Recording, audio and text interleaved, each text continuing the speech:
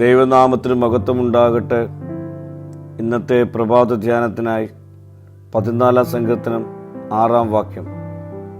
നിങ്ങൾ ദരിദ്രൻ്റെ ആലോചനയ്ക്ക് ഭംഗം വരുത്തുന്നു, എന്നാൽ യഹോവ അവൻ്റെ സങ്കേതമാകുന്നു.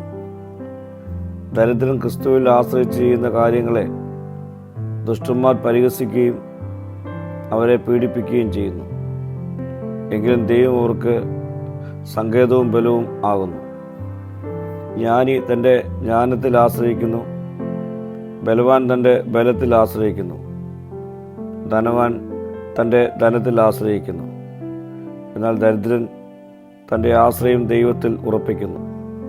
കാരണം അവൻ നമ്മുടെ സങ്കേതവും ബലവും കഷ്ടങ്ങളിൽ ഏറ്റവും അടുത്ത തുണയുമാണ്. ഒരു സങ്കേത സ്ഥാനം ഉണ്ടായിട്ടും അത് ഉപയോഗിക്കാതിരിക്കുന്നത് ഭോഷത്വമാണ്.